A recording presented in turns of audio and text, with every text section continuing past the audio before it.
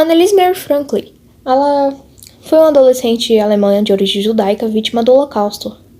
Nascida em 12 de junho de 1929, tornou-se uma das figuras mais discutidas da história após a divulgação póstuma do diário em 1947, no qual documentou suas experiências enquanto vivia escondida em cômodos ocultos de uma empresa durante a ocupação alemã nos Países Baixos da Segunda Guerra Mundial. E desde então passou a ser referida como um símbolo de luta contra o preconceito, e teve sua história servida como base para diversas peças de teatros e filmes ao longo dos anos. E em 1999 foi contemplada como uma das pessoas mais importantes do século XX em uma lista organizada pela revista Time. Era filha de Edith Franklin e Otto Franklin. Morreu em fevereiro ou março de 1945 com 15 anos, em Bergen-Belsen, na Alemanha nazista. Após o final da guerra, o único sobrevivente do grupo foi o pai de Anne, que retornou para Amsterdã e descobriu que o diário da sua filha havia sido salvo por uma das funcionárias da empresa que havia ajudado a família durante a vida em um esconderijo. Ele publicou o diário em 1947 e desde então foi traduzido por mais de 70 línguas e comercializou cerca de 35 milhões de unidades em todo o mundo. Além disso, autores têm reconhecido o impacto do livro sobre a humanidade ao longo dos anos, sendo referido como fonte de incentivo para políticos como Nelson Mandela e Eleanor Roosevelt. Em 1960, foi inaugurado o Museu Casa de Anne Franklin, ponto turístico que tem atraído mais de 1,2 milhões de visitantes anualmente. Nanette Blitz Koning nasceu em 6 de abril de 1929 em Amsterdã, na Holanda, filha de Mert Willem e Helene Victoria. Ela tinha um irmão mais velho chamado Bernard Mert, nascido em 1927, e um irmão mais novo, Willem, que viveu de 1932 até 1936. Sua família era de origem judia e seu pai trabalhava no Banco de Amsterdã. A partir de maio de 1940, a Holanda foi ocupada pelo exército alemão e os nazistas começaram a perseguir os judeus. No início de outubro de 1941, os alunos judeus tinham que frequentar escolas separadas, e é nessa ocasião que Nanette torna-se colega de classe de Anne Franklin, no Liceu Judaico. Em setembro de 1943, a família Blitz é levada para o campo de transição de Oostburg, após ser presa. Em 15 de fevereiro de 1944, eles são deportados para o campo de concentração de Bergen-Belsen. No final de novembro de 1944, o pai de Nanette morre e no início de dezembro, o irmão de Nanette e sua mãe são transferidos de Bergen-Belsen e ela permanece sozinha a partir daí. Seu irmão morre no campo de concentração e sua mãe é deportada para uma mina de sal para trabalho escravo, vindo a falecer em abril de 1945 durante uma viagem de trem que tinha destino à Suécia. Em janeiro de 1945, Nanette é enviada para outra parte do campo de Bergen-Belsen, conhecida como Campo Pequeno para Mulheres. De lá, ela vê Anne através da cerca de arame farpado. Estes dois campos tornam-se um só. Depois que a cerca de arame farpado é retirada, em fevereiro de 1945, Nanette procura por Anne e se encontra com ela e sua irmã, Margot. Nanette sobrevive a Bergen-Belsen e é salva pelo major britânico Leonard Bernard depois da guerra.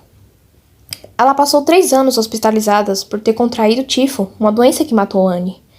Nessa época, ela recebe do pai de Anne um exemplar livro escrito pela filha.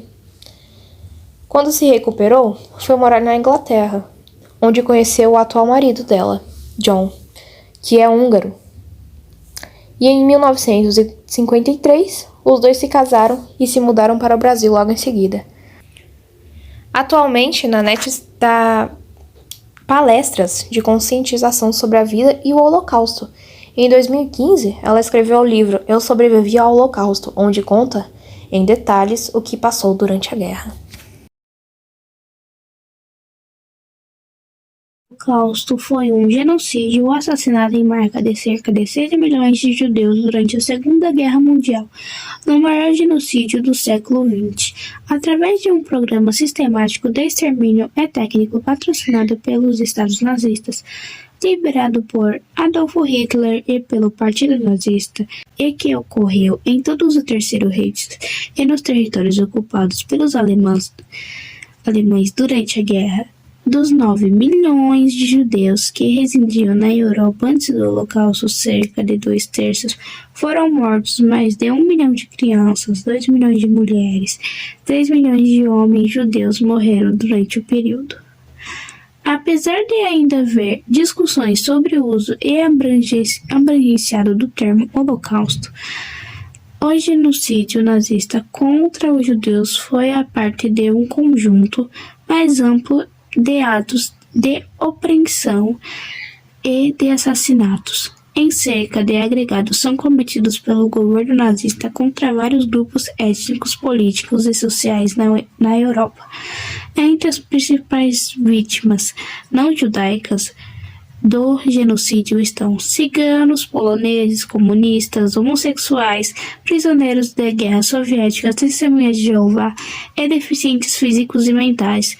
Segundo a estima recentemente baseadas em números obtidos desde que a queda do avião soviética em 1991, um total de cerca de 11 milhões de civis, principalmente eslavos e prisioneiros de guerra, foram intencionalmente mortos pelo regime nazista.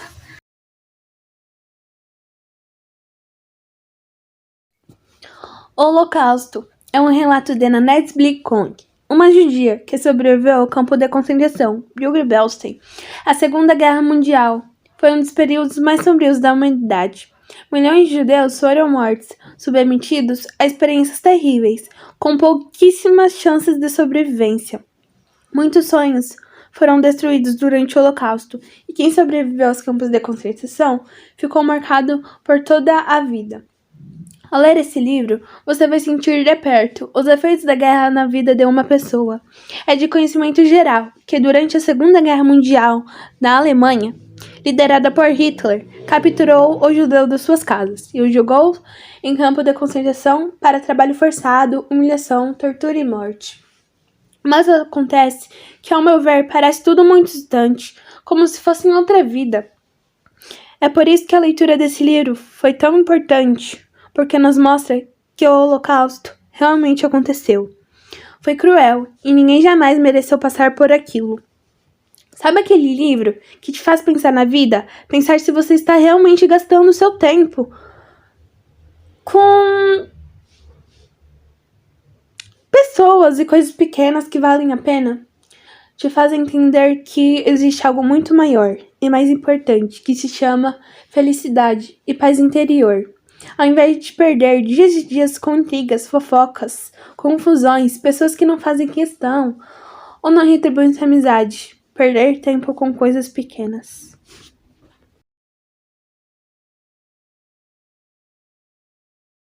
Joseph Mengele, o médico nazista que ficou conhecido como o Anjo da Morte no campo de concentração Auschwitz, escolheu o destino de suas vítimas, os trabalhos forçados ou seu laboratório gigante, alimentado diariamente com anões deformados e gêmeos para pesquisas e experimentos macabros.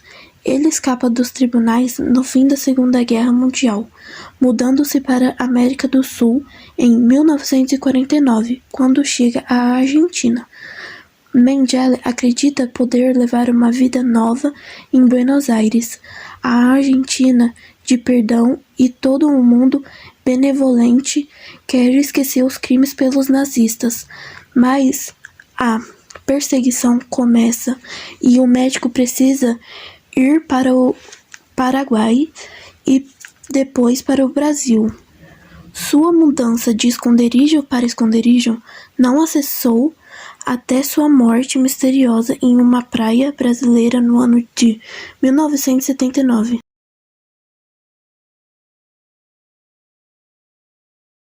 Campo de concentração designa uma construção militar cujo propósito é deter prisioneiros de guerra ou prisioneiros políticos. Ao longo da história ocorreram diversos exemplos de campos de concentração que foram desenvolvidos como forma de agregar determinada população. Os campos de concentração são caracterizados pelo rígido controle e imposto sobre os prisioneiros a partir de um forte esquema de segurança. Nesses locais, os prisioneiros são geralmente colocados sob condições duras como pouca higiene, alimentação de baixa qualidade e nenhuma privacidade. São alguns também os registros de violência contra os prisioneiros. A história do campo de concentração estão diretamente ligadas com a Alemanha nazista em relação da dimensão dos campos de concentração, construídos na Europa entre 1933 e 1945. Houve, porém, campos de concentração em todos os locais do mundo, mas sempre com o mesmo propósito: